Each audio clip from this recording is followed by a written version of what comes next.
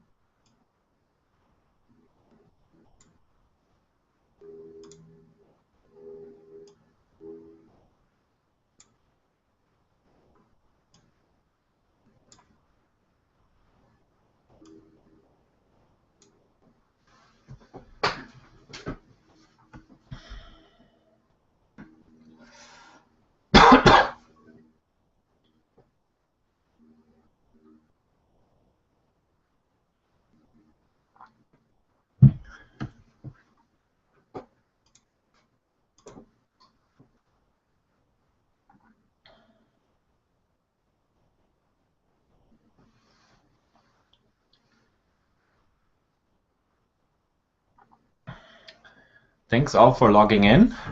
We'll just give the system a few more minutes to update. Would you please, would somebody please give me a note in the chat box to tell me if you can see the video? I've had some problems before.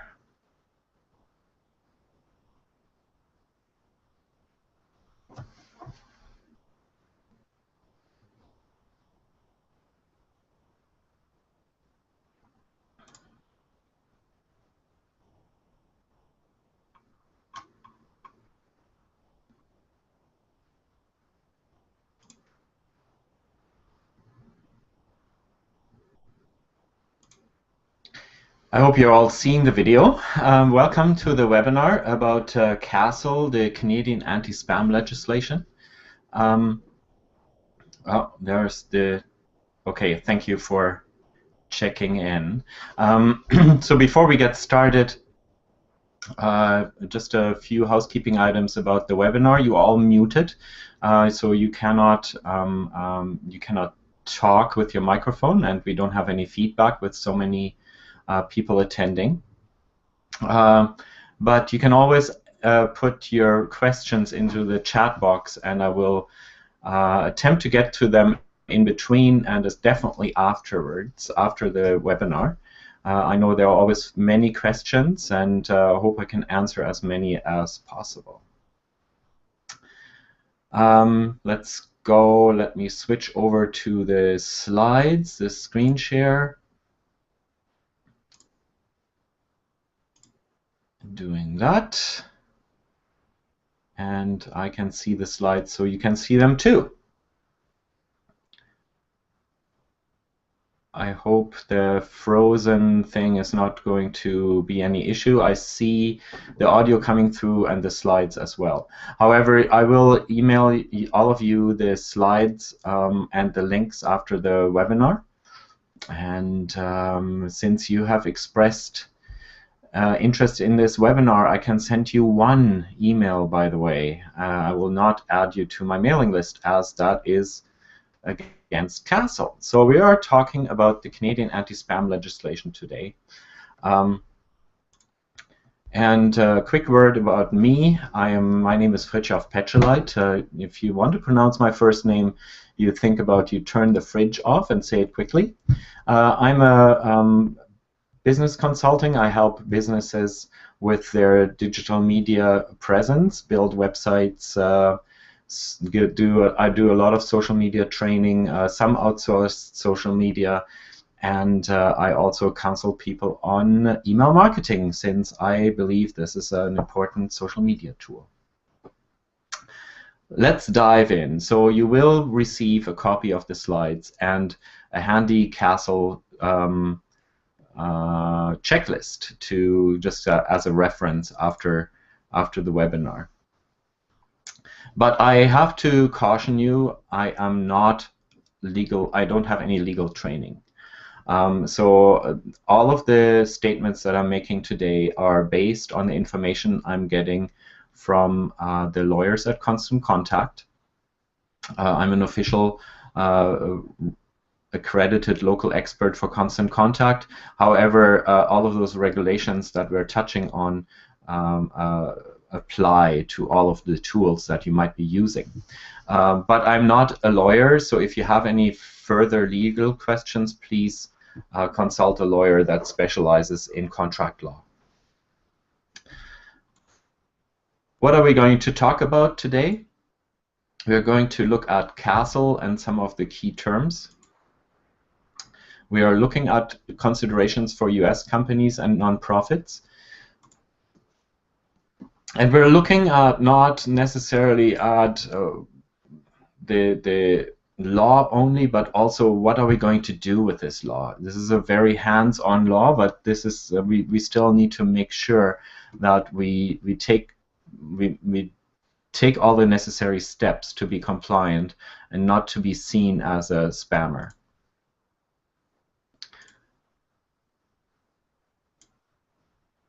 So what is CASL? So CASL stands for Canadian Anti-Spam Legislation. Actually, when I co-presented with a lawyer recently, he said that the name of the law is actually some unpronounceable legal 10-word title, and CASL is just for us to understand what the law is about, but it affects all electronic messages, and this is something that a lot of people don't realize. It does not only affect your email marketing; it affects all of the commercial electronic messages that you might send out by email, by social media, by text message, or even pre-recorded phone calls that are sent to Canadian phones or Canadian computers.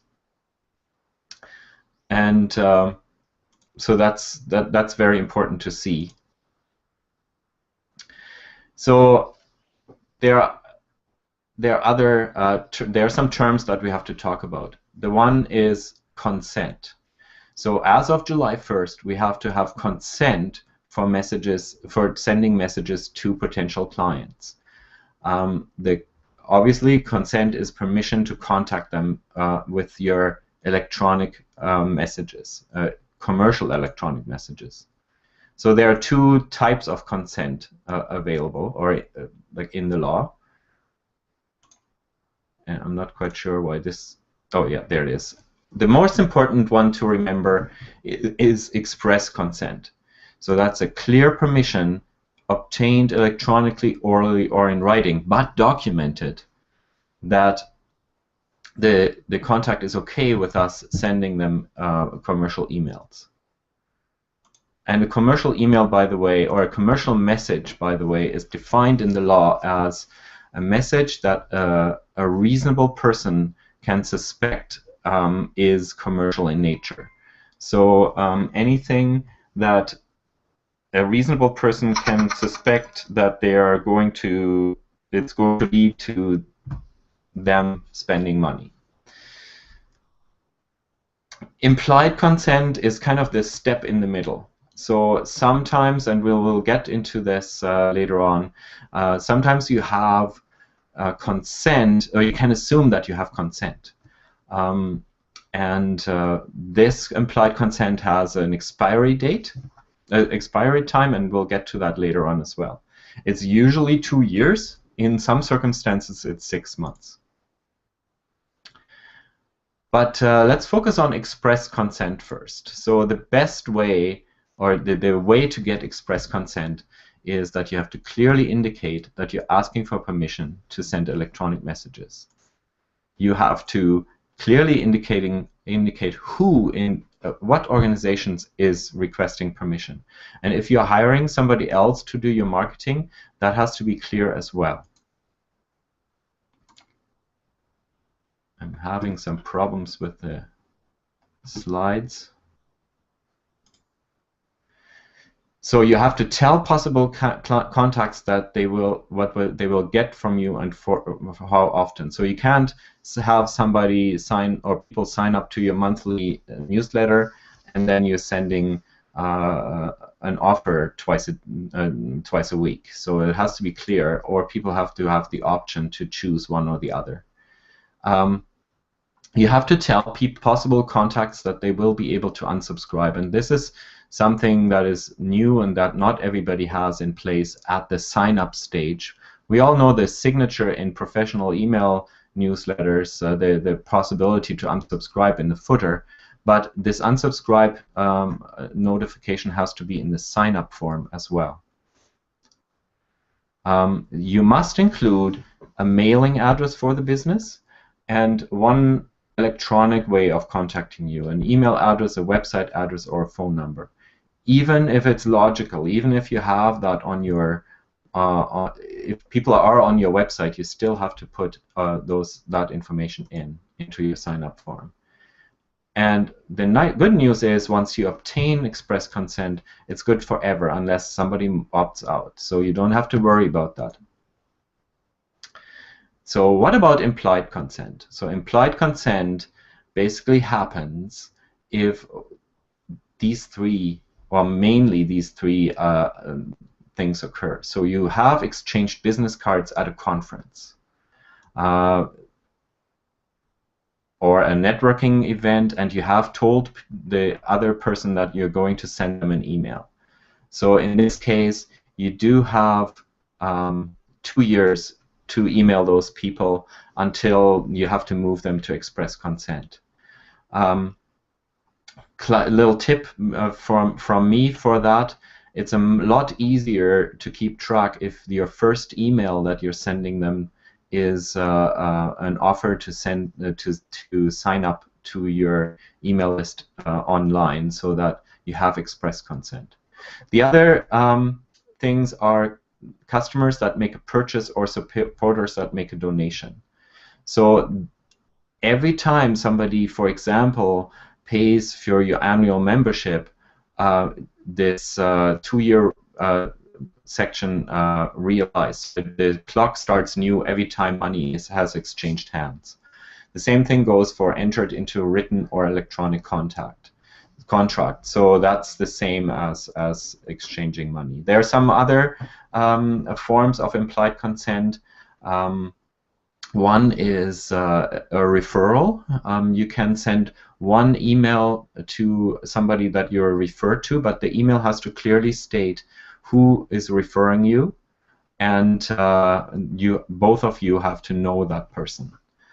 So that's another form of implied consent, but you can only send one email, and that has an expiry date of 6 months.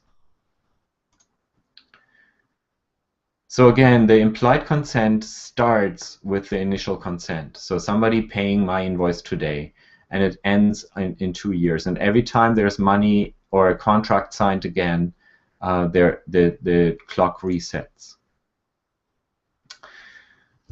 So what about my existing lists? And I'm sure that all of you have received a lot of resubmission emails and so on. Most of them, just to say that right now, most of them were not necessary, and in my opinion, most of them didn't even work. So your existing lists, so existing mailing lists that existed before July 1st, you have until July 1st, 2017 to move those people from implied consent to express consent. So don't panic. You have 3 years to move those existing contacts to express consent in order to email them. I have seen a lot of resubscribe emails, and I have talked to a lot of people that have sent them, and mostly they were sent out of misinformation or misadvised people, or copy and paste. Just better safe than sorry. And I feel really sorry for all of that email reach that was thrown out by people reducing their email lists, because most of the subscribers wouldn't have resubscribed to that email. So there are some points where it might be a good idea to have sent those emails, but definitely not before July 1st, and not to everybody on the list, and I will get to that later. Before I get to your questions, let's have a look at what we've learned. So there's a little quiz. What is wrong with this picture? And I'll give you a few seconds to look over it.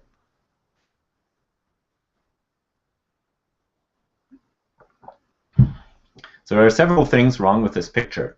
One is that it doesn't show who you're signing up for. The boxes are pre-checked, and if you have an online a sign-up sheet on your website, you might want to check this.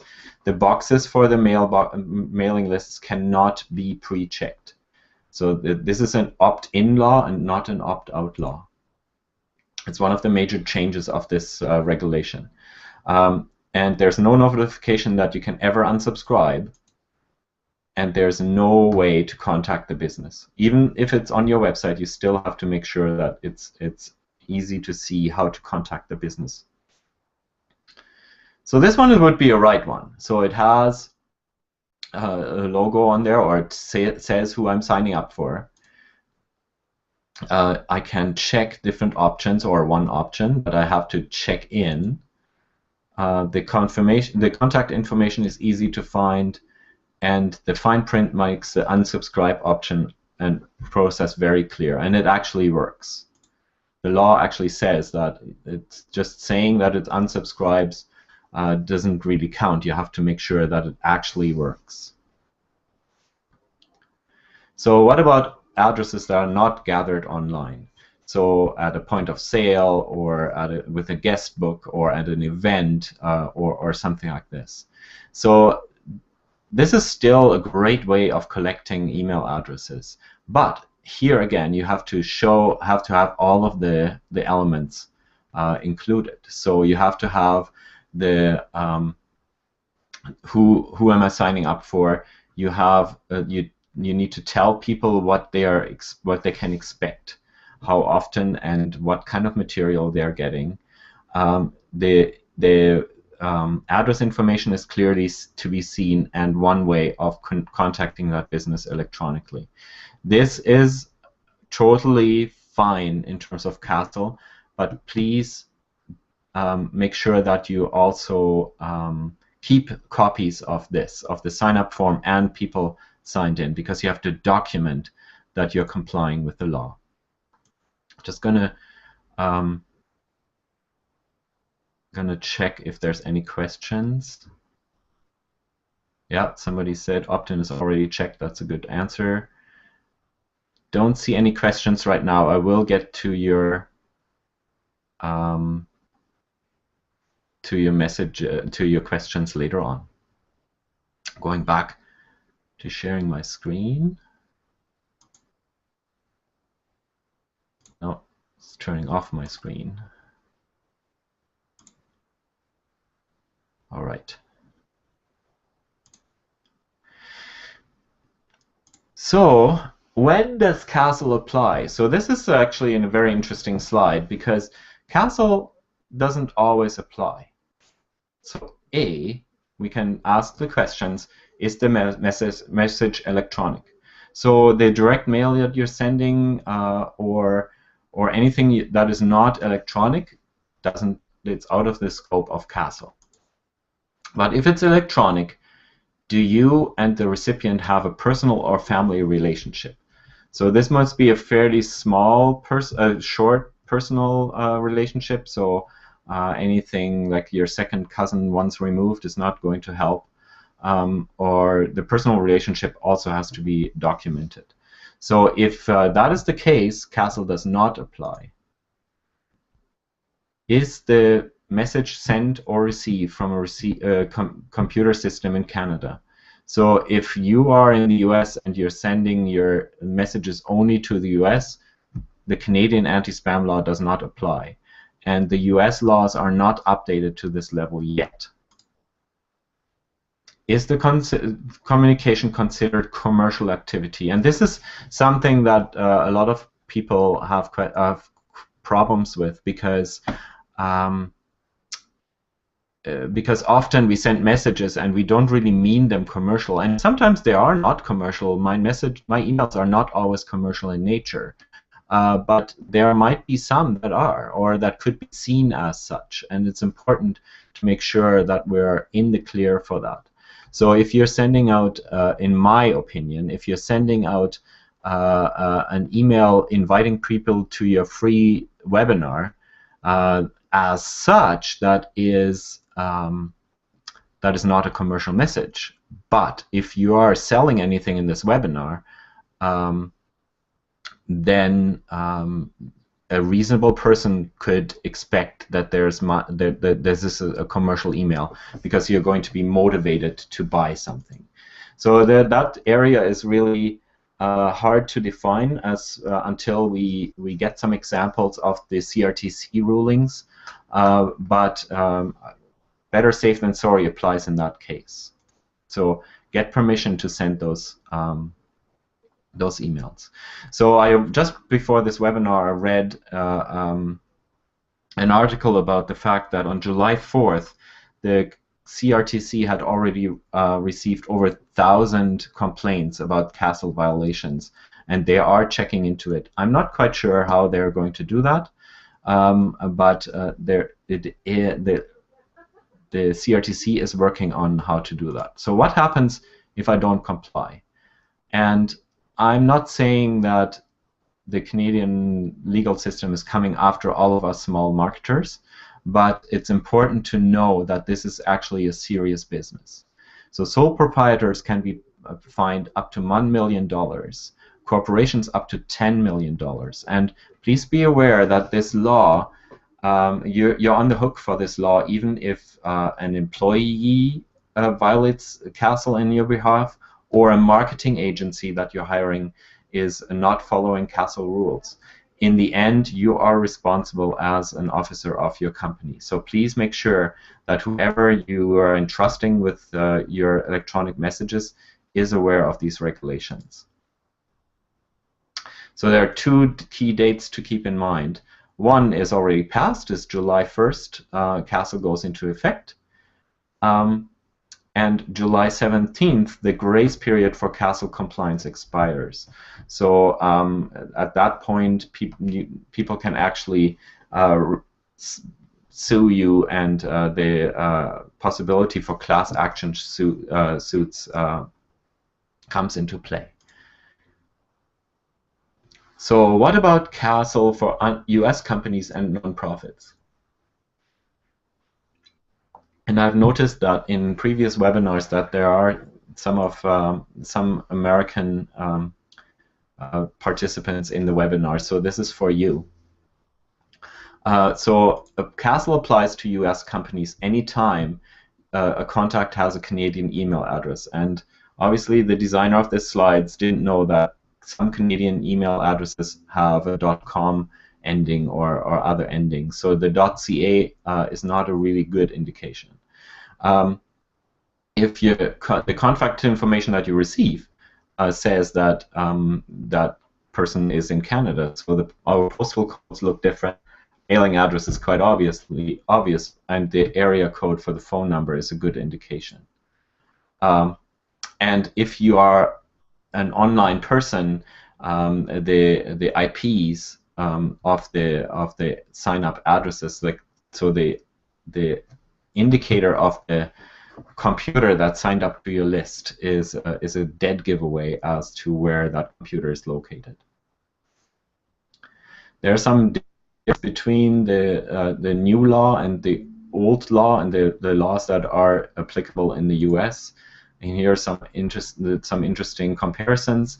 So CASL applies to all digital communications, and it is opt-in only. So again, these pre-checked boxes are basically not permitted anymore. So people have to opt into your list, and it's not enough to have the possibility to opt out. And the fines for the validations are much higher. So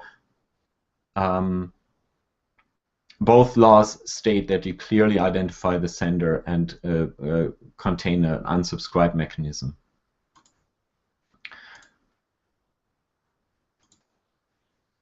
There's exemptions to this law, interestingly enough. Charitable organizations and non-profits are not exempt from CASL, except for messages of a fundraising nature. So that is, fundraising is clearly permitted, and political parties are exempt from CASL if the primary purpose of the commercial electronic message is to solicit a contribution. And if I do these webinars, these seminars in a room full of people, I always have a lot of noise after that slide. But I'm just going to imagine this noise here now. So let's review your email address collection methods. Make sure that you can answer these following questions. Does your sign-up form have a clear and obvious language? Does your sign-up form contain a valid mailing address and other phone number, email address, or web address? I should maybe add to this my understanding that it's not enough to have a web address. Your website has to have an option to contact you, because that's the purpose of why that is in there. Does your sign-up form clearly identify the person or business, the organization asking for the consent? So you have to tell people who they're signing up for, and no, you cannot pass on your mailing list to somebody else. And of course, does your sign-up form indicate that there will be a mechanism to unsubscribe? Do you have a process in place to document this consent? So if you have paper sign-up sheets, have a process of where you're filing those in. And the nice thing is, if you have express consent, it's good forever until somebody opts out, but you have to document it. So what about other collection methods? So there's this fishbowl. We all know that. You go to a trade show or somewhere, there's always, everybody has a fishbowl saying, okay, put your business card in here to win the iPad or win this gift basket. And that's still a very, very good way of collecting addresses for your mailing list. But now you have to tell people what happens. You have to reword that sign-up sheet and say, put your business card in here, you will be signed up to our mailing list, and you can win the gift basket. So that mailing list or those emails have to be mentioned, and then you have to keep a copy or a photo of that that sign so that you can document that you have express consent for these people.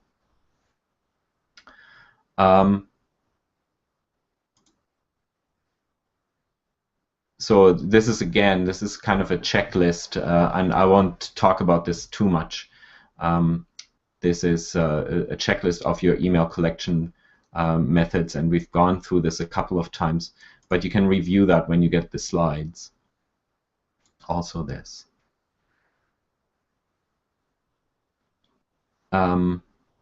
So just to summarize before I get again, I'm going to look at the questions. So you have to obtain consent for all of new contacts, especially after July 1st. Make sure that you get express consent every time.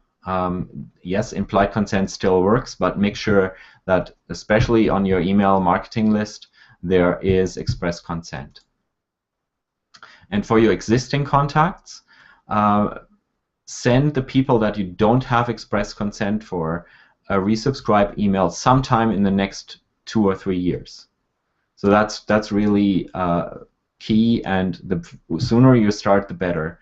And Constant Contact has some templates and buttons now included in your back office that make that easier. But I suggest only to send those resubscribe emails to people that you don't already have express consent for, because basically you're asking people if they really want to stay on your mailing list.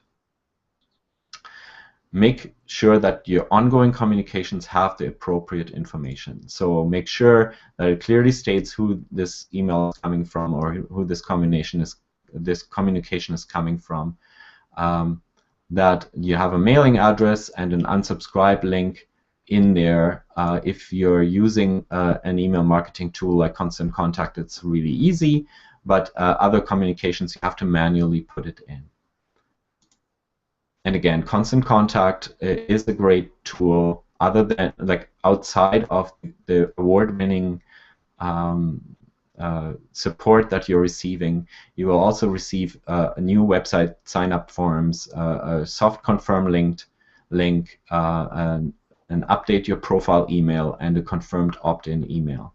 So these are important tools that help you get a clean and healthy mailing list. Any professional email marketing tool gives you the option of downloading your contact list. And if you're looking in your back office, you might not see all the fields. But if you're downloading your contact list into an Excel sheet, you have columns there stating when people opted in, and that they opted in, and what the permission status is. So it's important to have a look, and then only send the resubscribe email to the people that you're not quite sure about, and maybe offer a reward. So interestingly enough, even though this is a new law, all of what I've said so far is really email marketing best practices, because there's really no point of inflating your email list artificially and just maybe even buying a list or adding numbers to your list. So if you have people on your list that really want to open your emails and want to get your information, you have improved open rates, you have fewer spam reports, and in the end, you have more opportunities to do business. Just before I go on, I'm just going to check for more questions.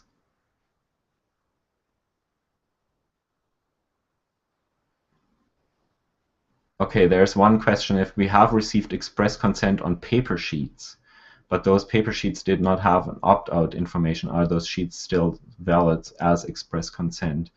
Okay,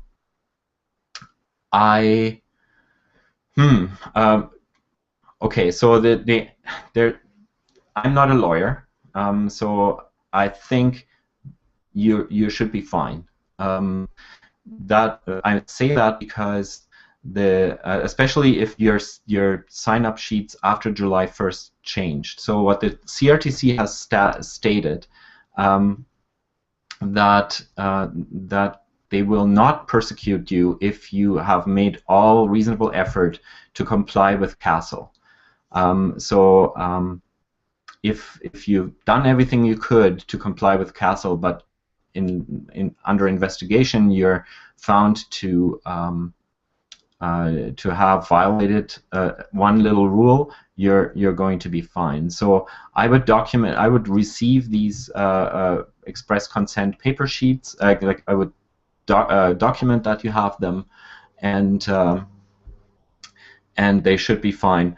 What I am planning to do with my mailing list is somewhere down the road, maybe once a year, I'm going to send people an email asking them if their email address is still current, if they're still interested in this or the other information, and just to make sure that I clean that out. But there should be express consent should be fine, because these regulations only got into place in July 1st. But going forward, make sure that you have the right information. So there's another question. Can you clarify when a nonprofit activity is commercial? And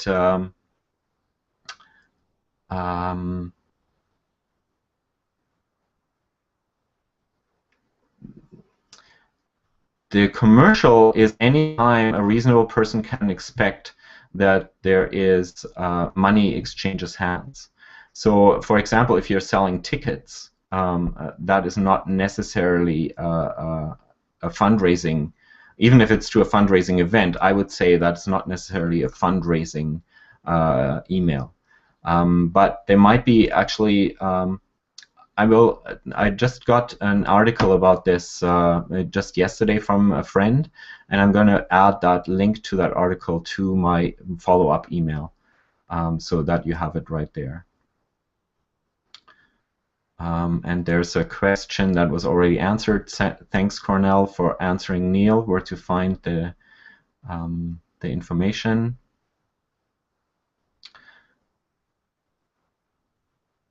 Oh, Cornell, you're doing my job. That's great.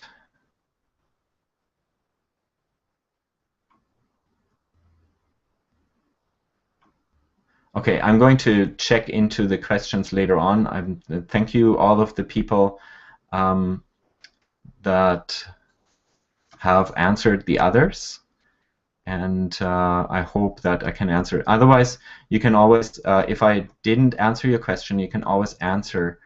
You can always respond to the email I'm sending you in the next couple of days. Let's move on. Of course, I know that we're all every marketer always has different pressures. On one hand, there's a little guy on our shoulder that says sell, sell, sell, and reach as many people as possible.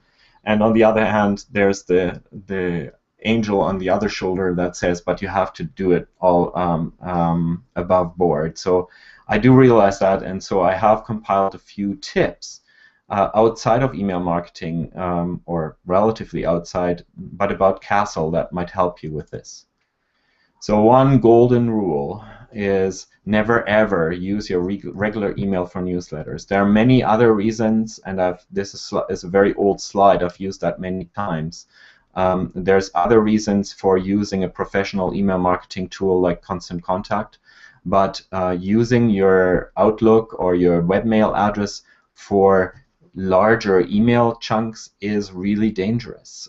Dangerous for having your email address blacklisted and violating CASL rules. So this is make sure that you're investing the $20 or whatever it costs a month to use a professional email marketing tool.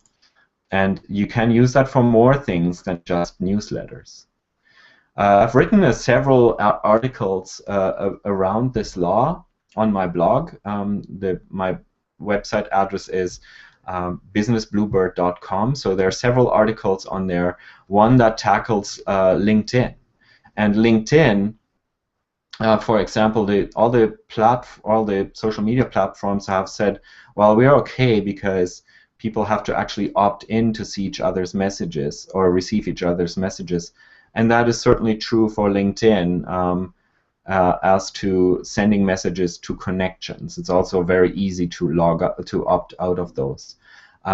However, messages to like connection requests or in-mail, meaning there's emails in LinkedIn that are sent to people outside of your network, might be affected if your message is commercial in nature. You do not CASL if those messages are basically networking message. If you're just asking people to join your network or to something that does not require any financial connection, but otherwise those ones are messages that have to conform to CASL.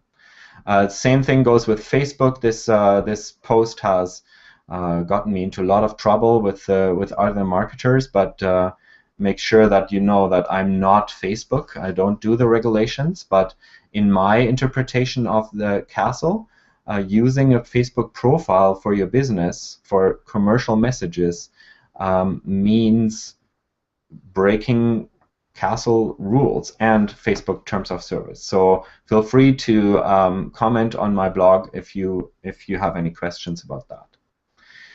Also on my blog you will find a little instructional seminar, like it's only 15 minutes long, on how to change your email signature to comply to CASL, your Outlook email signature. And you see here that I've made sure that I have all of the CASL regulations in my email signature. So there is the physical address of my business. There are several ways to reach me electronically, and I have put in a disclaimer that people can always ask me to take them out of my email system. And I'm a very small business.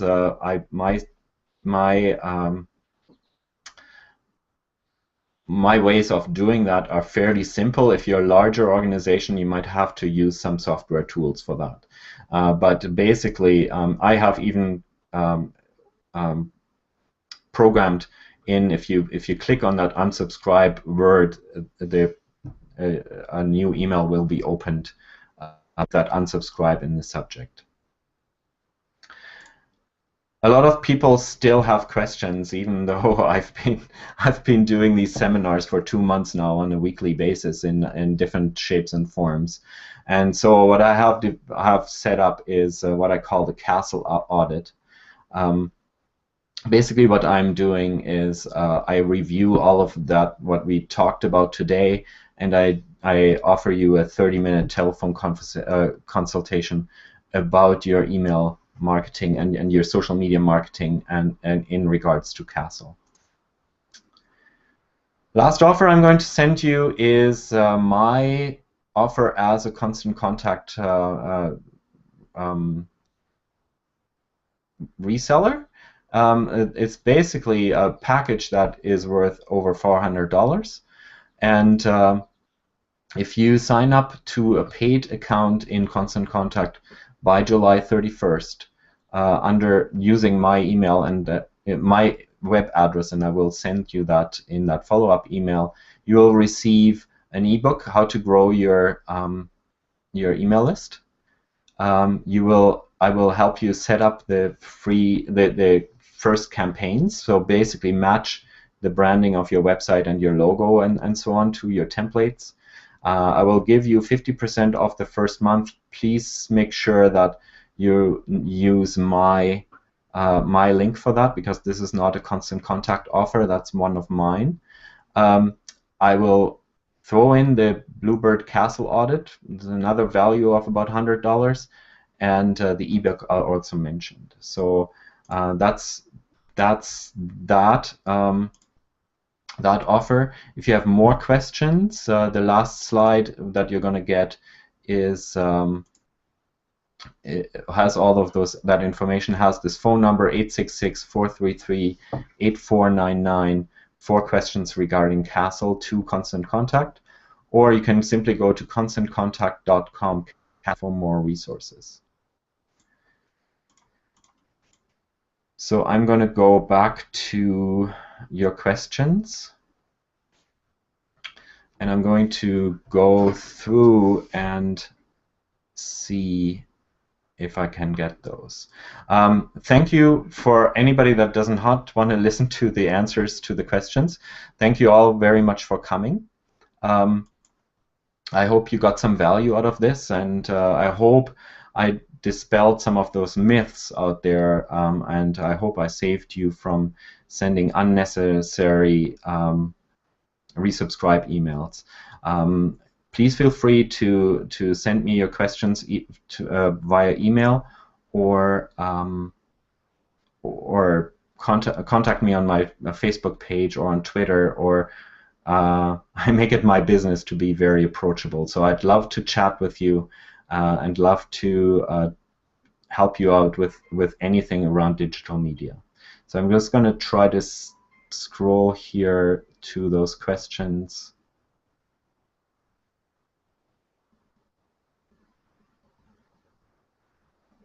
And again, I'm so grateful for those of you that have answered the questions in the public chat. So there's a question. I have a list of potential clients. These email addresses have never done business with me. They are prospects, but part of my existing lists. Can I email them? Depends on how you collected those. If you collected those emails, if you bought the list or you collected those emails without telling people that you're emailing them, I would send them in the next 2 years. I would definitely send them a resubscribe email just explaining what you're offering them. If I email a prospect or past client an e-card, such a happy birthday or anniversary, do I need permission? I can't really answer that without the specific case. I would think, especially if that prospect or if it's a past client in the last 2 years, of course you can. Can a reasonable person expect that this is supposed to be a commercial message? Probably not, but that's just my interpretation. I'm not a lawyer. I think you should be fine as long as it doesn't have like a link in it for a coupon or something to that.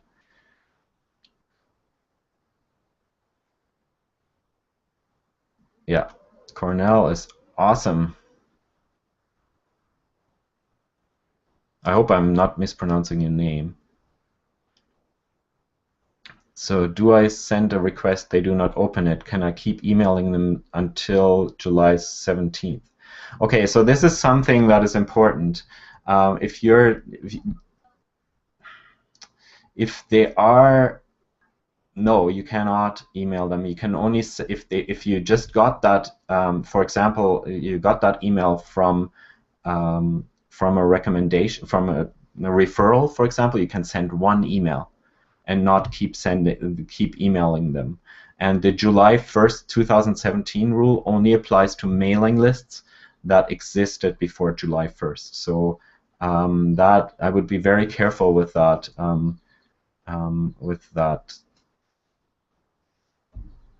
But if you have implied consent, if money has exchanged hands, or you have a contract signed in any form, then you can send that.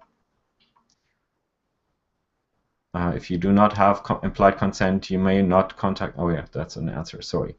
Will Constant Contact come up with a standard format for us to use add our existing list to assisting in getting fresh opt-ins? Yes, they should be in your back office right now.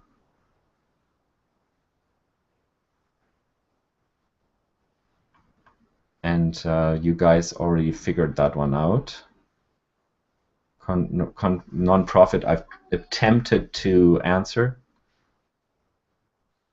And the paper sheets. We are a distributor and supply some of our suppliers with email lists. Do we have to obtain individual express consent for customer for each supplier, or is once enough?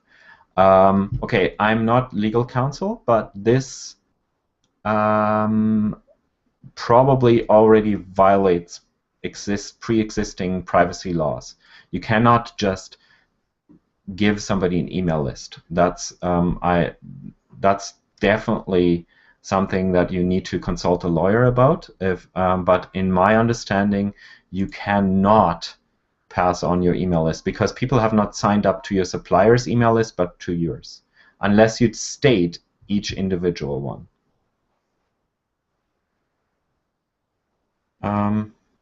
I'm a manufacturer and do not do direct sales.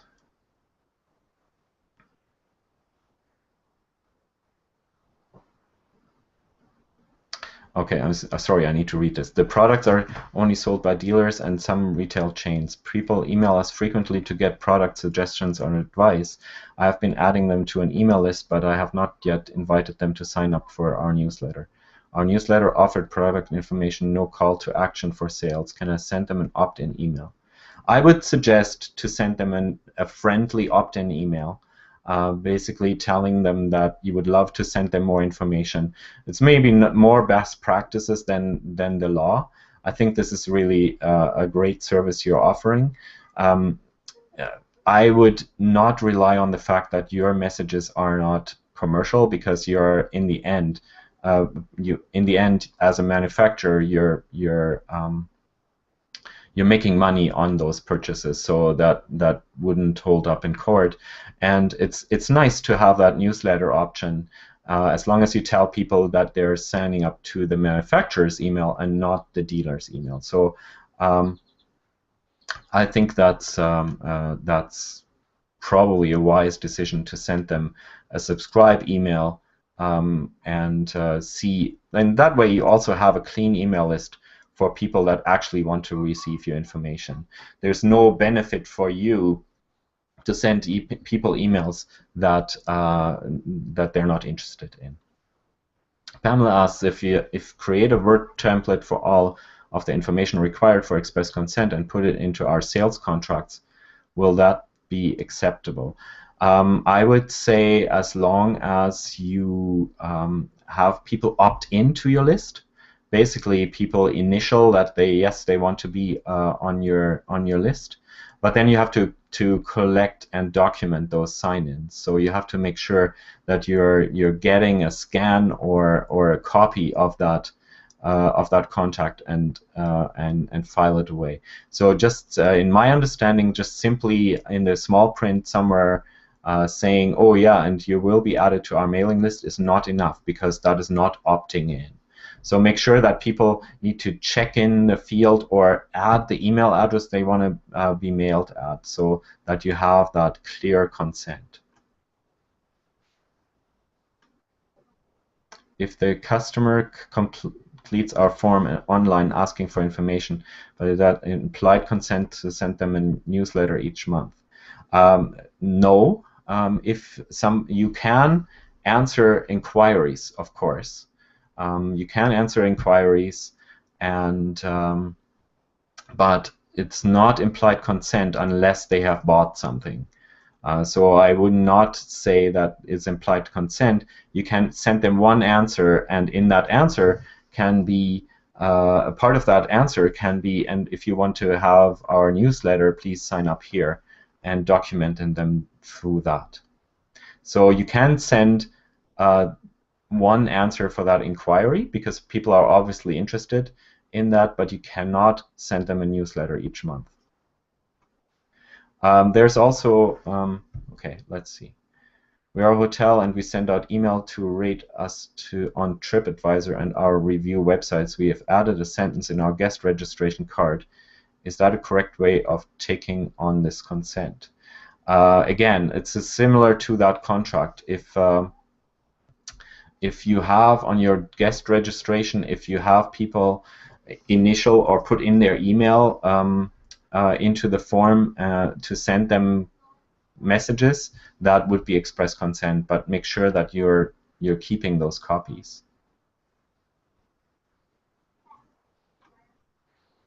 Are you going to talk about opt-in strategies, or after we have sent our first CASL opt-in email? What if only 10% re-sign up? What's next?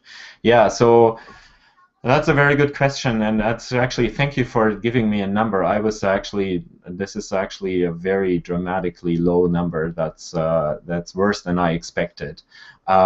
It kind of depends, really. If you download your email list that you have and compare and check whoever has not given express consent, you can send them a friendly resubscribe email again, maybe with an offer. I just had somebody in a seminar last week that actually had huge success with having a giveaway and just giving away a good prize for anybody that resubscribes. So a bribe often helps, but if your email list existed before July 1st, you basically have 2 years to get people to resubscribe.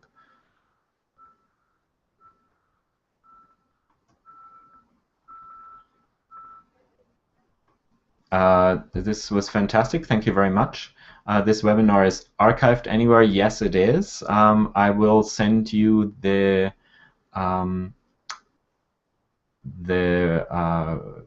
link for the recording. Yes, there will be a recording and I will send you that. So there's another question. So we can export the express consent information for our reference, but this is the way to track it directly in our list and consent contact. This would help us to make more effective lists. I have not checked that, but I think that should be fine. Otherwise, use the tagging option. And if you have any questions to that in terms of how to work that, please make sure that you give our support a call and see how you can best do that. And that's a very good question. Thank you very much, because you don't want to download your 5,000 contact list every month. We've called our potential customers and Oops, sorry.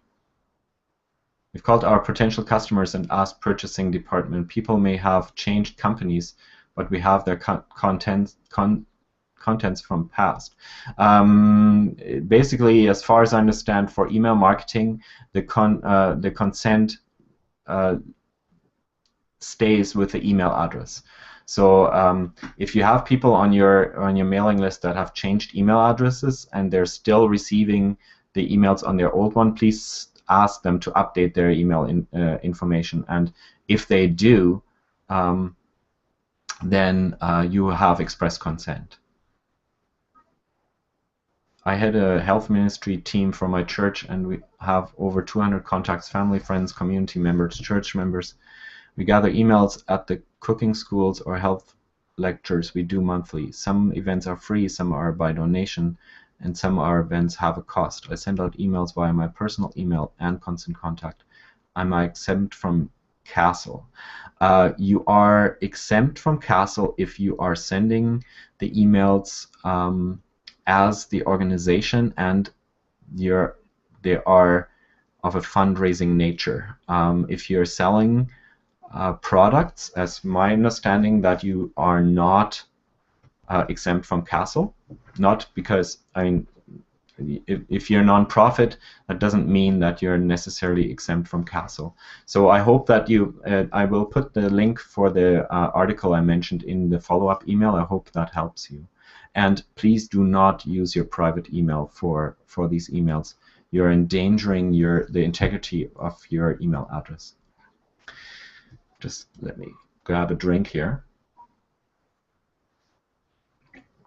I work for a property management company. We send emails to tenants and strata owners that are in the buildings we manage. These emails are specific to our relationship. Minutes of meetings, notices of late. Yeah. Those might, if those messages are commercial electronic messages, you have it, because people are paying you for this. They're paying a monthly or an annual fee for this information, so you have implied consent. Actually, this brings me to another example that I forgot to mention. Actually, Microsoft did a bit of a blooper with this CASL thing when they did a press release in May saying that they're not going to send out updates to Canadian customers anymore because of CASL. And then they had to backpedal because they didn't read the law properly. The law clearly states that warranty information and information like that is outside of CASL. We use constant contact template, confirm subscription, and send to all contact multiple times. The person who already confirmed, will they receive the second and third again or not? Yes, they will. So please do not send it to the people that have already seen it. Make sure that you're sorting your email list to that. If you have questions about how to do that, please phone support, and don't send the same thing to all over again. Constant Contact has also said that they will add a soft reconfirm link that you can put in a permission reminder in top of your email. That might be a good option to kind of slowly funnel people into that express consent. Can we let people know to check our newsletter or on our website? Not quite sure if I understand that question. You can, if a reasonable person can expect that this is a commercial email, you can send the people that you have implied consent for one email to do that and to sign up to that. So if I collect business cards at a networking meeting, and I've told people that they will be receiving an email from me, my first email is not going to be a sales email. It's going to be a nice welcome email and please subscribe to my email list link in it. And yes, can we have a link on our website that invites people to give express consent? Definitely you should, definitely signing up on your website is the best way of gathering and documenting that consent. Make sure that the sign-up form has all of the requirements that we discussed. We have a community website with listings of all local businesses. We do send out newsletters to all of our email listings, but we do not solicit their business. We just inform them of new content on the site. Would this be considered commercial? I cannot really answer that without knowing your website and your emails. Again, the law is very common sense. If those people that receive the newsletters can assume that you're sending them in order to drive business to those other local businesses, I would make sure that you have express consent for that. It also makes sure that you're seen as somebody that cares about their privacy. If we call people to get express consent, do they then have to write us an email, or can they go on the website to give consent? Sure, if they can go on the website to give consent, that's just fine. As long as the website sign-up sheet has all the required information, that's really a best way of doing that. And yes, you can call people. You can just not robocall people. You cannot set up an automatic message to send to call people because of this. Yes, get people to your website to give consent. That's awesome. Or like some other way to get them that link to that sign-up sheet. Just to reconfirm, I've already sent a resubscribe email to my existing mailing list before July 1st. I can only send it out once and not reach out again to those who haven't replied yet. If you had those people on your mailing list before July 1st, you can email them for 3 years. You can continue sending them your emails, especially if if they've received your emails before you have implied consent, according to the constant contact lawyers. Webinar recording, yes, there will be a webinar recording. I will send it off. Thank you very much. I hope I was able to answer some questions, and thank you again for all of those people that helped answer the questions people had, and hope you found some value in this, and wait for the recording in your email. Thank you very much, and have a great day.